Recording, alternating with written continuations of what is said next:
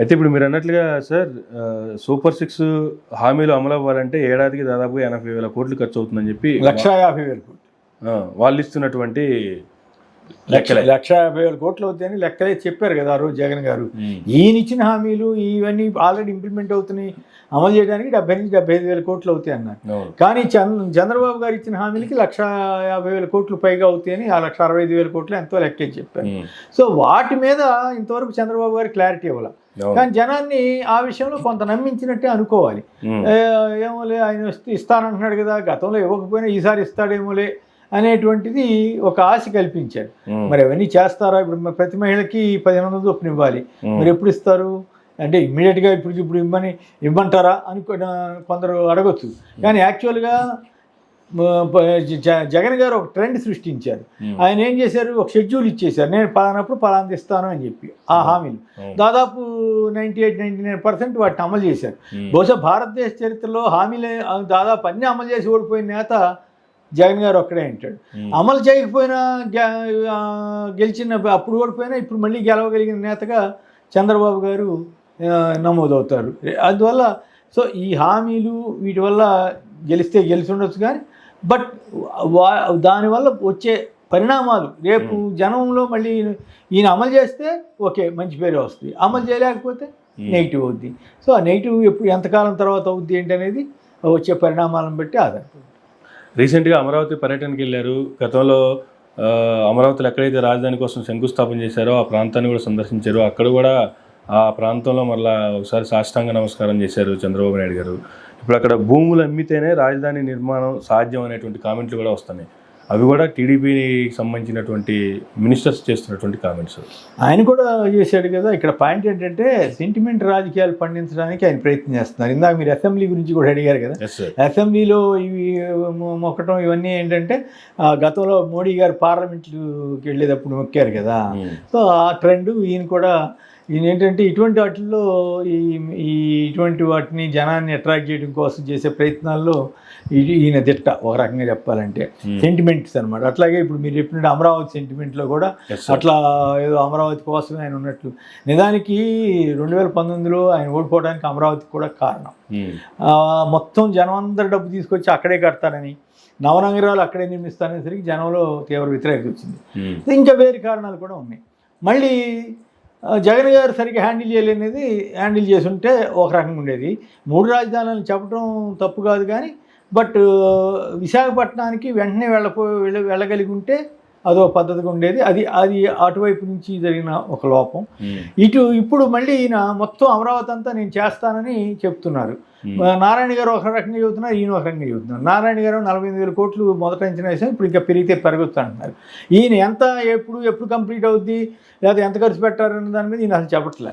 పైగా గల్లాపెట్టి ఖాళీగా ఉందంటున్నాడు. గల్లాపెట్టి ఖాళీగా ఉందని మీరే ఇప్పుడు చెప్పటేంటి? నిజానికి గల్లాపెట్టి ఇప్పుడు ఖాళీ లేదు, 5,000 కోట్లకు పైగా ఉందని ఇప్పుడు చెప్తున్నారు. ఈయన గల్లాపెట్టి ఖాళీ చేస్తే 100 కోట్లతోటే జగన్ గారు ఇచ్చి వెళ్ళాడు.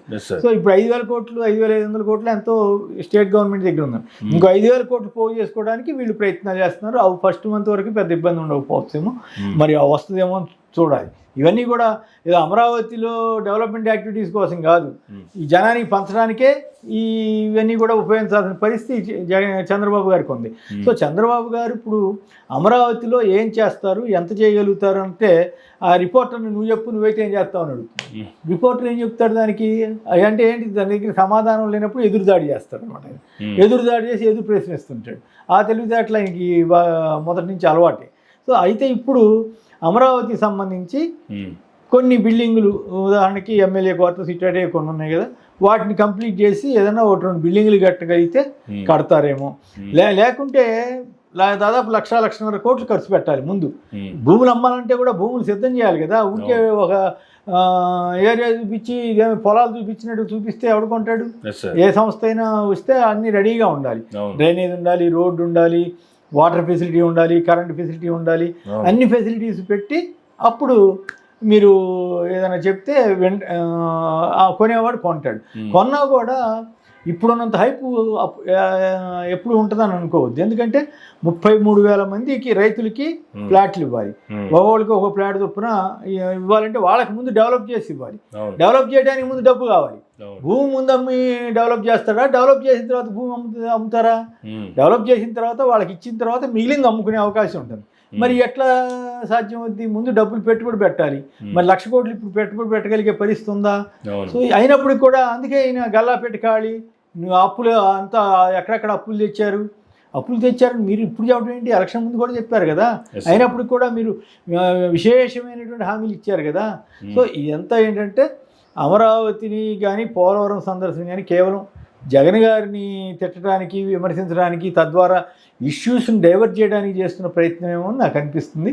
బట్ అమరావతి యాజ్ సచ్ ఎంతో కొంత కొద్దిగా ఈ బిల్డింగ్లు కొన్ని బాగు చేయటం, లేదా 1-2 బిల్డింగ్లు కట్టడం చేసి ఇదంతా నేను చేస్తానని చెప్పే అవకాశం. అసలు నిజానికి ఈయన 1000 లేదా 2,000 3,000 ఎకరాలు తీసుకున్నట్టయితే అసలు ఇష్యూసే లేవు. శుభ్రంగా గవర్నమెంట్ బిల్డింగ్లు కట్టుకుంటే ప్రైవేట్ ల్యాండ్స్లో ఎవరికి వాళ్ళు డెవలప్ చేసుకునేవాళ్ళు గవర్నమెంట్ రూల్స్ ప్రకారం ఈయన రూల్స్ ఫ్రేమ్ చేస్తే సరిపోయేది. కానీ ఈయన రాజధాని కడతానంటూ 30,000 ఎకరాలు తీసుకోవడం, ఇంకో 20,000 ప్రభుత్వ భూములు తీసుకోవడం, అడవులు కానీ ఇవన్నీ. దీంతో ఏమైంది? ఇదంతా ఈయన మీద పడింది భారం, అంటే ప్రజల మీద పడింది భారం. ఆ డబ్బంతా తీసుకొచ్చి ఈయన ఖర్చు పెట్టాల్సిన పరిస్థితి వచ్చింది. ఎక్కడి నుంచి తెచ్చి ఖర్చు పెడతాడన్నది ఇప్పుడు ఇష్యూ. కేంద్రం ఎంత ఇవ్వగలుగుతుంది? ఇవ్వలేదు కదా. ఏ గవర్నమెంట్ కూడా 1,000 కోట్లు ఇవ్వలేదు కదా. సో మరి మళ్ళీ కాసేపు ఈయన సెల్ఫ్ ఫైనాన్స్ ప్రాజెక్ట్ అంటాడు. సెల్ఫ్ ఫైనాన్స్ ప్రాజెక్ట్ అయినా ఏదైనా నువ్వు డెవలప్ చేయడానికి ముందు డబ్బులు కావాలి కదా. అదే విశాఖపట్నం అయితే అవసరం ఉండదు. 4,000 కోట్లు పెడితే బ్రహ్మాండంగా డెవలప్ అవుతుంది. అది ఆల్రెడీ ఇంటర్నేషనల్ లెవెల్లో ఉన్న ఒక సిటీ కాబట్టి తొందరగా అందుకుంటుంది. అది జగన్ గారి ఆలోచన. అది ఒక రకంగా మంచిదే. కానీ ఎట్ ది సేమ్ టైం ఇక్కడ అమరావతికి సంబంధించి ఆయన ఏదైనా ఆల్టర్నేటివ్ ప్లాన్ చేద్దామంటే మళ్ళీ వీళ్ళే అడ్డం పడేవాళ్ళు. సో అందువల్ల ఆయన ముందుకెళ్ళడానికి ప్రతిసారి బ్రేక్ వేశారు. ఇప్పుడు ఈయనకి బ్రేకులు లేవు. ఇప్పుడు ఈయన ఎట్లా చేస్తాడు? భూములమ్మి సంపాదన అన్నారు కదా. భూములమ్మి సంపద సృష్టిస్తారా, లేదా ముందు డెవలప్ చేసిన తర్వాత అమ్ముతాడా? భూములు ముందు అమ్మేస్తే కొనేవాడు ఎంతవరకు కొంటాడు? తర్వాత దానివల్ల ఎంతవరకు ప్రయోజనం ఉంటుంది సదుపాయాలు లేకుండా? సో ఈ ఇష్యూస్ అన్నీ ఉన్నాయి, ఏది ముందు ఏది వెనక అనేది. బట్ గవర్నమెంట్ డెవలప్ చేయాలంటే 1,00,000 కోట్లు కావాలి, 1,000 కోట్లు 1,00,000 కోట్లు. సో ఇవన్నీ ముందు ఉన్నటువంటి చిక్కుముళ్ళు. సో ఇవన్నీ ప్రస్తుతానికైతే జగన్ గారిని దూషించడానికనండి, విమర్శించడానికనండి. అందుకోసమే ఈ పోలవరం పర్యటన కానీ అమరావతి పర్యటన కానీ అని నాకు అనిపిస్తుంది. అయితే ఫస్ట్ మంత్లోనే ఫస్ట్ వచ్చేటప్పటికే 10,000 కోట్ల కోసం అప్పులకి వెళ్ళినటువంటి పరిస్థితి అయితే చూస్తున్నాము. ఇదే పరిస్థితి గతంలో జగన్మోహన్ రెడ్డి గారు చేస్తే ఇంకా అప్పులు పుట్టట్లేదు, ఇంకా కొత్త అప్పుల కోసం వెతుక్కుంటున్నాడు, ఇంకెక్కడా దొరికే పరిస్థితి లేక కాళ్ళు పుట్టుకోవడానికి వెళ్ళాడు అనేటువంటి కామెంట్లు చేసి చాలా ఇదిగా ప్రొజెక్ట్ చేసినటువంటి. అంటే ఈ విషయంలో చంద్రబాబు సరే రాజకీయ నాయకులు విమర్శలు చేస్తారు, ఎంత ఉంటుంది. కానీ ఈనాడు ఆంధ్రజ్యోతి చాలా నీచంగా దారుణంగా రాశాయి. అప్పుడు ఆయన FRBMకి లోబడి, అంటే కేంద్ర ప్రభుత్వం చట్టంకి లోబడి అప్పులు చేసినా కూడా వాళ్ళు రకరకాల అబద్ధాలు ప్రచారం చేశారు. అప్పుడు అప్పుకెళ్తే అప్పు చెప్పని రాశారు. ఇప్పుడు ఈయన మొదటి నెలలోనే 5,000 కోట్లు గవర్నమెంట్లో ఉన్నప్పటికి కూడా ఇంకో 5,000 కోట్లకి నిధులు పోగు చేయడానికి వెళ్తే ఇప్పుడేం రాస్తున్నారు? ఆర్థిక వనరుల సమీకరణ, రుణ సమీకరణ అంట. అప్పుడేమో అప్పు చెప్పంట, ఇప్పుడేమో రుణ సమీకరణ అంట. ఇక్కడే తెలిసిపోవట్లేదా?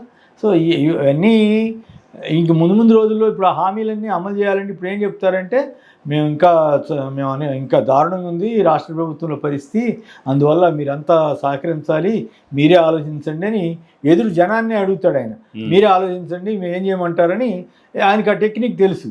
ఎందుకంటే గతంలో 96లో ఎలక్షన్స్ తర్వాత ఇవన్నీ ఎత్తేయడానికి, ఏది మద్య నిషేధం ఎత్తేయడానికి, కిలో బియ్యం 2 రూపాయలు ఎత్తేసి మళ్ళీ 3.5 చేశారు కదా అప్పుడు.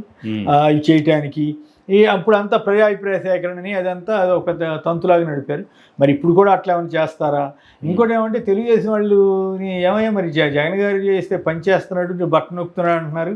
మరి ఇప్పుడు ఈయన ఇంకా అంతకంటే 2 రెట్లు ఎక్కువ నొక్కుతానంటున్నాడు కదంటే ఏదో మా చంద్రబాబు గారు ఎందుకు చెప్తాడు సార్, ఏదో జనాన్ని మాయ చేయడం కోసం చెప్తాడు, ఆయన ఎందుకు చేస్తాడండి అంటున్నారు. అంటే డైరెక్ట్గా మేము జనాన్ని మోసం చేస్తామని చెబుతున్నారు. ఒకవేళ అదే నిజమైతే మళ్ళీ జనంలో వ్యతిరేకత వచ్చే అవకాశం కూడా ఉంటుంది. సో ఈ అభివృద్ధి, సంక్షేమం, అట్లాగే హామీలు అమలు, వీటన్నిటి మధ్య పరస్పరం విరుద్ధంగా వ్యవహరిస్తే ఇలాంటి సమస్యలన్నీ వస్తాయి. మరి ఏ రూపంలో ఈయన ముందుకు వెళ్ళగలుగుతాడు అనేది మనం వేచి చూడాలి. Thank you sir, thank you very much అండి.